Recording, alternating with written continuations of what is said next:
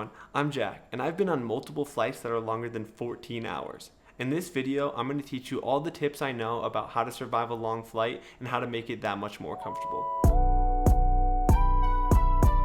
The secret to surviving a long flight is making sure that you know and have the right things that you'll need for the trip. The first thing I definitely recommend is comfy clothes. Make sure that you're wearing something comfy, not like jeans or anything that's going to be tight or hard to move around in. If you're going to be on a flight for more than 6 hours or even less, then it could be nice to wear something comfortable. When I'm traveling, I always like to wear normally a hoodie and shorts, as sometimes the plane could get cold based on how high they have the AC on. That way, also, if it's too warm, I could take it off and I have a t-shirt on under, and I could put the hoodie behind me to use it as a back support. That leads me nicely into the next part, that I like to bring something to support my back.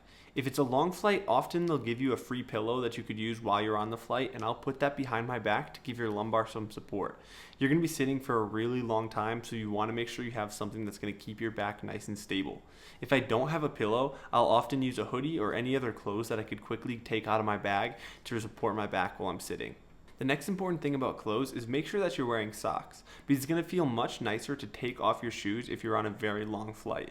Any flight I had that was over 10 hours, I definitely always take off my shoes, so make sure that you have on some socks so that you're not releasing any odor into the plane, which could be very annoying for yourself and other passengers. A great way to pass a lot of the time is sleeping. That's definitely what I do for a majority of the flights. I try and sleep for about 8 hours, and especially I like to try and make it so it's going into the time zone if possible. When flying to Japan, taking an overnight flight, if you could sleep so that you'll wake up and it's their time, then it'll be much easier for your body to get acclimated to the new time zone once you arrive. When it comes to sleeping, most people find it easiest to sleep up against the window and take a window seat. However, on a long flight, I would probably recommend that you instead take an aisle seat. You're really going to want to stretch and probably have to use the bathroom a few times if it's a very long flight, and that's why I recommend taking the aisle seat over the other two.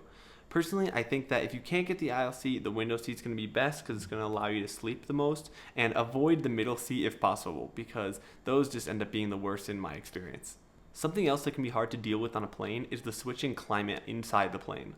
Often it's either really hot or really cold, and it's switching back and forth, so I find that you should always try and pack something that'll keep you warm that you could easily take on and off. Additionally, I'd also say bring some deodorant, because some people may sweat like myself during the middle of the flight, and it'll help you to freshen up if you run to the bathroom or anything like that. One of the most important parts about staying on these long flights is just making sure that you feel comfortable, and for me, if I'm sweating a lot and all that stuff, I start to feel really uncomfortable. How are the other people perceiving me? Am I annoying these people? And to be able to have a few products on me that I could just quickly put on and make myself way more comfortable is a great way to survive these long flights. I would say that I also definitely recommend bringing a nice neck pillow if you have one. If not, you could find one online for quite cheap. I have one that I think is from the brand called like Kabu or something like that. They're also not sponsoring this video, but it was a very comfortable neck pillow, and I think it's a great essential to have on any of your trips. The thing I liked about that one is you could easily pack it up and it folds down into this smaller bag. There's also some that are inflatable as well, but I don't have any experience with those, so I wouldn't be able to easily speak on them. For spending the time that you're not sleeping, it's very good to have a bunch of entertainment loaded up for you. On the 2 flights that I took to and from Korea, there was no Wi-Fi on the plane.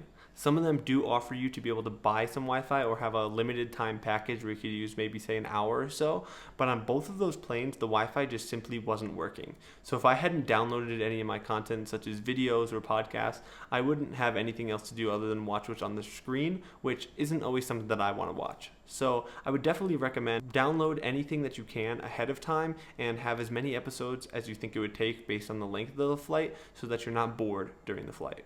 It's also super important to stretch. That's also why I recommended the aisle seat earlier, and I think it's the best place to be so you won't have to bother anyone else.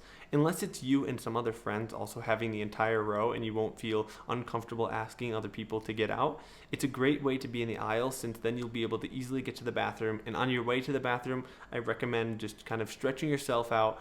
Let your body move around, because sitting for that many hours can feel very uncomfortable, and you're going to have to adjust your position in seating quite a bit. Additionally, just try and be prepared for anything that could go wrong, such as the plane's outlets not working and you not being able to charge your stuff. I always bring the maximum size battery pack allowed on planes so that I could charge up my phone even 2 to 3 times, sometimes more depending on which one you have. It's definitely good to have a backup battery pack to charge whatever devices you have with you, just in case your seat doesn't have an outlet or if it's not working. On really long flights, they'll serve 1 to 2 meals, but they're at very different times. Normally one will be a little bit after takeoff and one a little bit before takeoff, and sometimes some type of snack in between. But I think that you should bring your own snacks if possible. Most airport security doesn't have any problem with bringing snacks, or especially if they're packaged snacks, into the airport. And you could also buy some in the airport, but often those are much more expensive. So if possible, I would try and pack a few snacks in your bag just in case you get hungry during the times that the meals are, or if you don't like what they're serving for the meal. Similarly, definitely have a lot of water. You could ask for water and you could ask for one of the flight attendants to come over and bring you water, but sometimes it could be slow or they don't give you that much, they just give you a little bit in a cup. So if you could fill your own reusable water and then maybe also pick up one of the larger smart waters or some other packaged water at the airport, then that's a great way to stay hydrated during the flight, which I find is a problem I deal with often. You can't, however, bring any water or any other liquids through airport security, so you're going to have to fill up the reusable bottle inside the airport. Most airports I have found do have water filling stations, not all, but if not, you could also sometimes ask a restaurant inside the airport if they'll fill your water for you, and generally most of them do say yes. The last tip I have for surviving long flights is just trying to stay calm.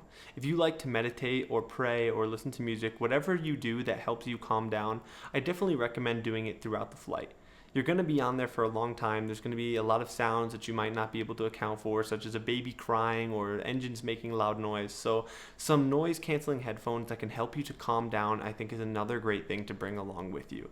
If you don't have those, you could always find some cheap or free earplugs. I believe some of them may provide you them, but most of the time you have to bring your own. You could get those little foam earplugs and put those in, and it'll help you to sleep and calm down.